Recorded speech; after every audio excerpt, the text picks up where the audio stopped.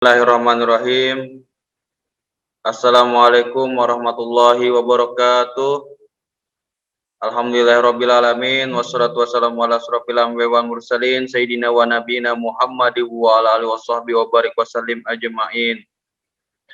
Alhamdulillah kita dapat menyelesaikan tugas kita, yaitu tugas evaluasi pembelajaran dari kelompok 5. Proses dan hasil pembelajaran ini yaitu pembelajaran IPA di kelas 5. Jadi kelompok ini terdiri dari 4 orang. Yang pertama saya sendiri, yaitu Dodi Alamsyah, Rahmadani, Krisna Arta Madani, dan Juwaini Harmain.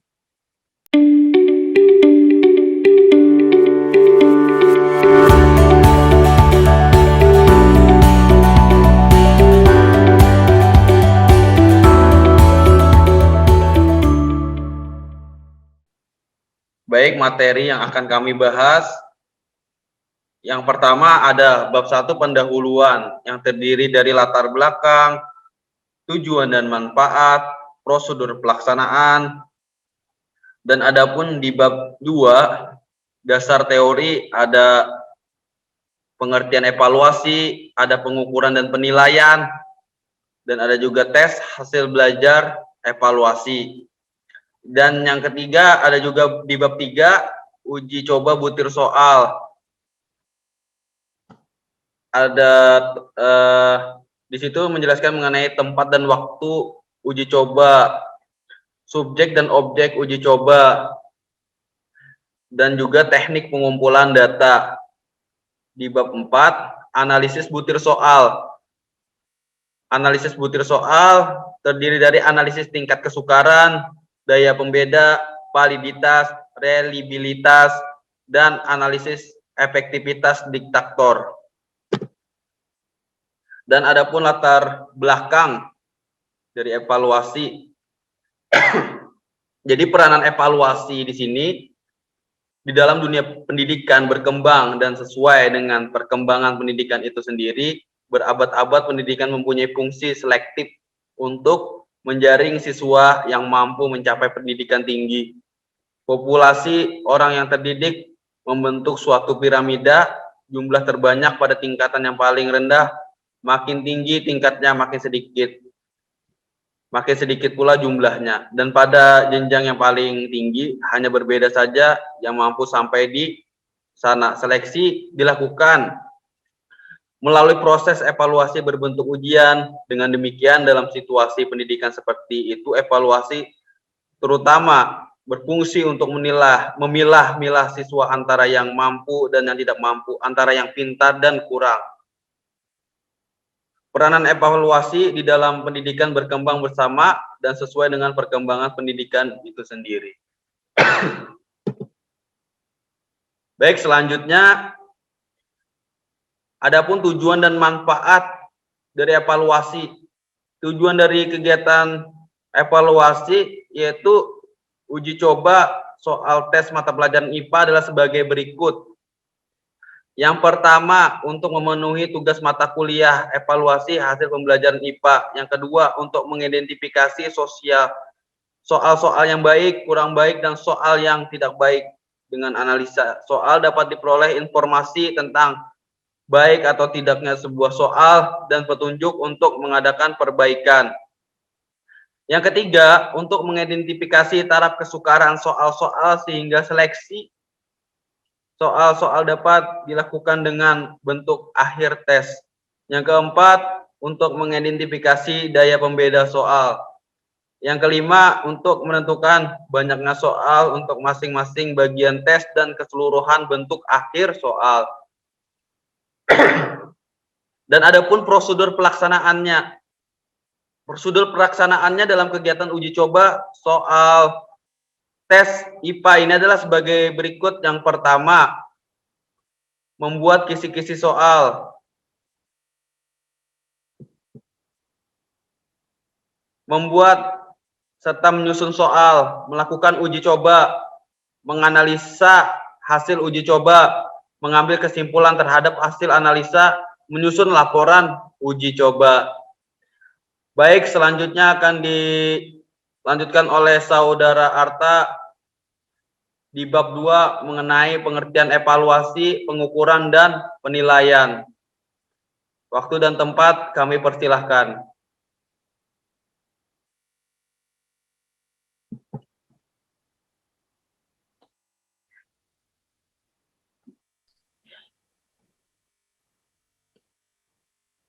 Pengertian evaluasi dan pengukuran serta penilaian. Pengertian evaluasi, di mana pengertian evaluasi di dalam daftar kumulatif, di mana dalam kata evaluation dalam bahasa Inggris diterjemahkan dengan kata penilaian, tahap penilaian evaluation, dan teknik penilaian evaluation teknik.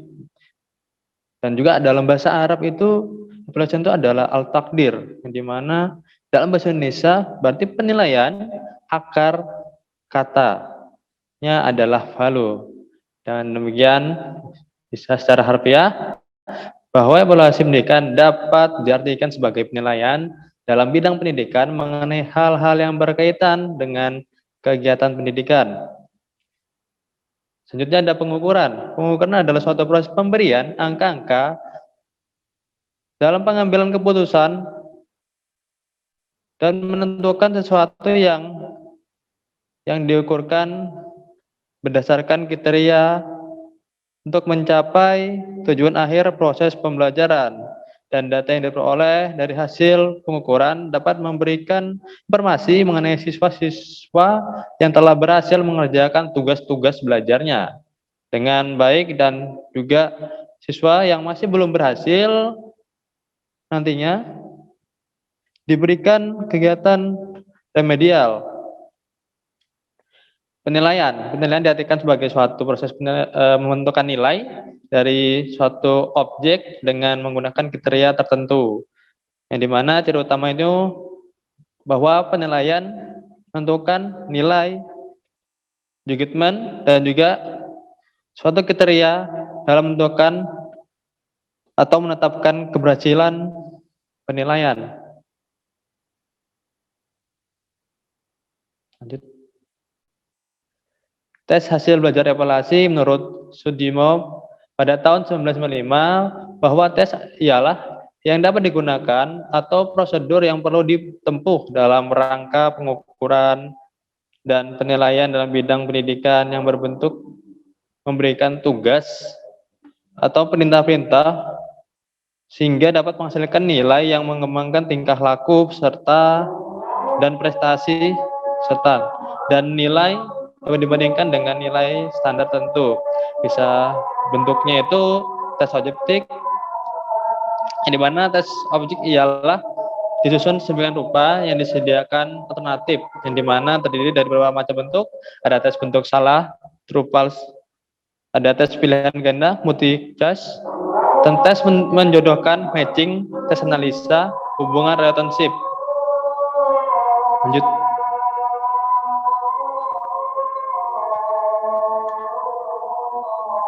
Tes uraian, ya tes esai ialah yang telah disusun dalam bentuk pertanyaan, mengorganisasikan sendiri jawaban yang ada di tiap pertanyaan dengan memakai bahasa sendiri. Di mana tes esai ini bermanfaat untuk mengembangkan kemampuan dan menjelaskan dan mengungkapkan pendapat kita sendiri. Dan dua jenis tes ini juga disebut tes uraian, yang menurut kemampuan siswa mengemukakan, memadamkan gagasan yang dimilikinya dengan menggunakan kata-katanya sendiri. Dan ciri-ciri yang tes yang baik itu ada reliabilitas yang disebut dengan keterandalan yang berhubungan dengan masalah, tingkat kepercayaan. Sedang validitas, tepat, benar, sahih, atau absahnya dapat mengukur atau mengungkapkan hasil, dan objektivitas menekankan ketetapan atau bisa dibilang konsistensi. Dan dari pembeda berdasarnya dihitung dari dasar pembagian serta pelatihan ke dalam dua kelompok, yaitu ada kelompok atas yang bisa dibilang kelompok pandai, dan kelompok bawah yang bisa dibilang kelompok tidak pandai. Dan juga ada tingkat kesukaan soal yang diperoleh kesanggupan untuk kemampuan peserta pelatihan yang nantinya menjawab butir soal, dan bukan dilihat dari segi pengajar dalam melakukan analisis pada saat penyusunan soal, dan juga itu kelompok siswa yang tergolong tidak pandai. Lanjut.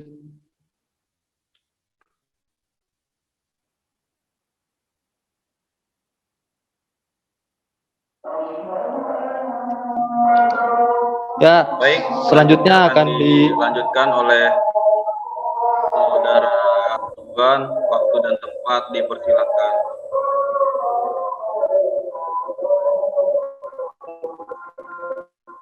Saya Joni Herman akan melanjutkan bab 3 uji coba butir soal. Yang pertama adalah yang dilakukan oleh saudara Dodi Alamsyah. Yang pertama adalah tempat dan waktu uji coba. Yang kedua adalah tempat dilaksanakan uji coba itu di SDN 003 Sambutan. Waktu uji coba hari atau tanggal hari Jumat tanggal 25 Mei 2021 pukul 9 sampai 12 WITA. Subjek dan uji coba yang menjadi subjeknya yaitu butir soal yang bersangkutan pada anak kelas 5 SDN 003 Sambutan yang berjumlah 24 orang. Kemudian teknik pengumpulan data, terus instrumen uji coba. Yang ke-11 uji coba pelaksanaan dilakukan dengan mengisi pertanyaan dalam sebuah kuis yang terdapat di halaman internet, yaitu quizzes.com sebanyak 20 butir soal pilihan ganda. Pelaksanaan pengumpulan data dilaksanakan pada hari Jumat tanggal 22 Mei 2021. Kemudian yang kedua yaitu saudara Rahmadani. Yang pertama adalah tempat dan waktu uji coba. Tempat pelaksanaan uji coba dilakukan di SD 001 Anggana. Waktu uji coba hari atau tanggal hari Jumat tanggal 20 Mei 2021 pukul 9 sampai 20 WITA waktu Indonesia bagian tengah. Subjek dan uji coba yang menjadi subjek dari pelaksanaan uji coba butir soal yaitu siswa yang bersangkutan. Objek dan pelaksanaan uji coba butir soal yaitu semua murid kelas 5 SD 001 Anggana yang berjumlah 35 orang. Teknik pengumpulan data, kemudian instrumen uji coba, kemudian uji coba pelaksanaan dilaksanakan dengan mengisi pertanyaan dalam sebuah kuis yang terdapat di halaman internet dengan melalui quizzes.com sebanyak 20 butir soal pilihan ganda. Kemudian pelaksanaan pengumpulan data dilaksanakan pada hari Jumat 20 Mei 2021. Kemudian saudara Krisna Arta Madani, tempat dan waktu uji coba. Tempat pelaksanaan uji coba dilaksanakan di SD 007 Palaran. Waktu uji coba hari atau tanggal hari Jumat tanggal 20 Mei 2021 pukul 9 sampai dengan 20.00 WITA. Subjek dan uji coba yang menjadi subjek pelaksanaan uji coba butir soal yaitu siswa yang bersangkutan. Objek dari pelaksanaan uji coba butir soal yaitu semua murid kelas 5 SD 001 Palaran yang berjumlah 35 orang. Teknik pengumpulan data. Instrumen uji coba pelaksanaan dilakukan dengan mengisi pertanyaan dalam sebuah kuis yang terdapat di halaman internet melalui kuisiskom dengan jumlah butir soal 20, yaitu pilihan ganda. Pelaksanaan pengumpulan data dilaksanakan pada hari Jumat tanggal 20 Mei 2021. Kemudian saya sendiri yaitu Yoeni Hermain.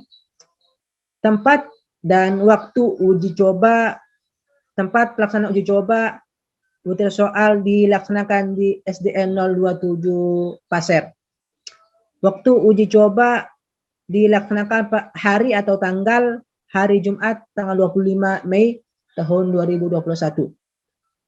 Pukul 9 sampai dengan 20.00 waktu Indonesia bagian tengah. Kemudian subjek dan objek uji coba yang menjadi subjek dari pelaksanaan uji coba yaitu soal dengan siswa yang bersangkutan. Kemudian objek dari pelaksanaan uji coba butir soal yaitu semua murid kelas 5 SDN 027 Pasir yang berjumlah 18 orang. Teknik pengumpulan data, kemudian instrumen uji coba. Uji coba pelaksanaan dilaksanakan dengan mengisi pertanyaan dalam sebuah kuis yang terdapat di halaman internet dengan melalui kuisiskom sebanyak 20 butir soal pilihan ganda. Kemudian pelaksanaan pengumpulan data, pengumpulan dan pelaksanaan data dilaksanakan pada hari Jumat tanggal 20 Mei tahun 2021.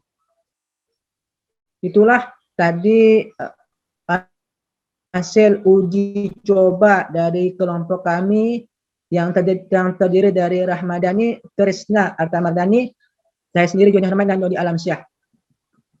Kemudian saya kembalikan ke moderator. Terima kasih banyak. Baik. Selanjutnya bab 4 yaitu analisis butir soal yang akan dijelaskan oleh Saudara Dani. Waktu dan tempat kami persilahkan.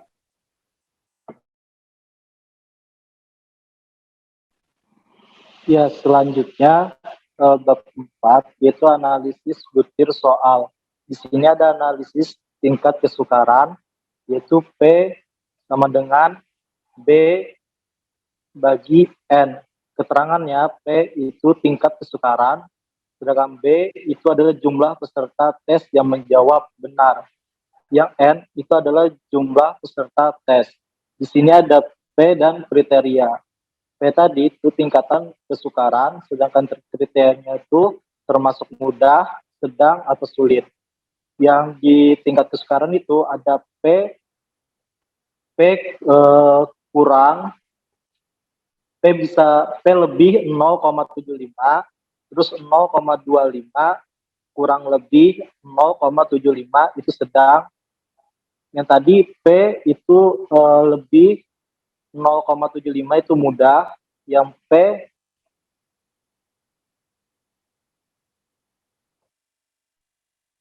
itu lebih 0,25 sulit. Lalu ada daya pembeda, di sini ada DRPBIS, bisa dilihat kurang lebih ada lebih, ada kurang 0,20, 0,40, bisa dilihat sendiri DRPBIS-nya. Terus kriterianya juga termasuk ada tidak baik, cukup, sedang, baik, dan sangat baik. Di RPBIS itu koefisiennya korelasi poin biserial, sedangkan XI itu rata skor X untuk peserta tes yang menjawab benar dari butir soal 1, 2, 3, dan seterusnya. X bar itu rata-rata skor X. Lalu SX itu standar deviasi atau simpang waku skor X. Lalu ada juga PI itu proporsi peserta tes yang menjawab benar butir hitam atau butir. Di sini ada analisis uji validitas sama reliabilitas. Uji validitas itu dan realitas sangat penting pada saat melakukan sebuah pengujian atau pengukuran yang digunakan sebagai bagian dari proses pengumpulan data. Misalkan seperti hal yang juri, misalkan musabakat tilawati Quran, terus menilai bagusnya tidak dengarnya suara qori'nya, maka tentunya tidak akan menggunakan tes matematika untuk menilai kualitas bacaan tersebut. Lalu dalam penelitian ilmiah, data dapat diperoleh dari berbagai macam metode, diantaranya adalah kuesioner. Penggunaan kuesioner sebagai alat pengumpul data tentunya telah disertai dengan berbagai macam pertimbangan dan sebagai alat ukur dalam penelitian. Kuesioner harus memenuhi kriteria tertentu sehingga dapat memberikan informasi yang terpercaya, yaitu harus memiliki validitas dan reliabilitas yang baik.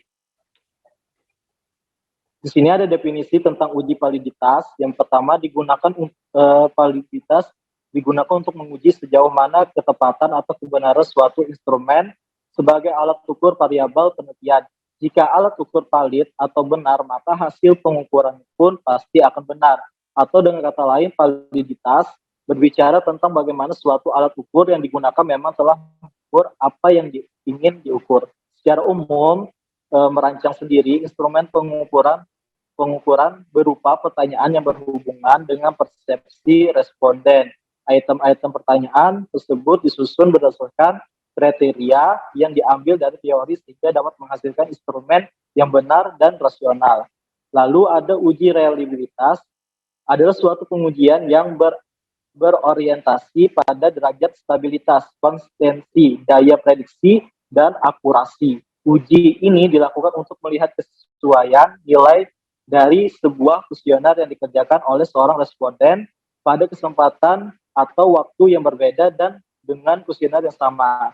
Reliabilitas suatu pengukuran juga menunjukkan sejauh mana pengukuran tersebut dilakukan secara baik atau bebas dari error, sehingga memberikan jaminan bahwa data hasil pengukuran tersebut konsisten meskipun dalam waktu yang berbeda, atau dengan kata lain, kendalanya suatu pengukuran merupakan indikasi mengenai stabilitas dan konsistensi. Nah, jadi hubungan antara reliabilitas dan validitas ini menguji terkesan memiliki konsep yang berbeda, namun pada dasarnya kedua hal tersebut saling berhubungan. Terima kasih, itu saja dari saya.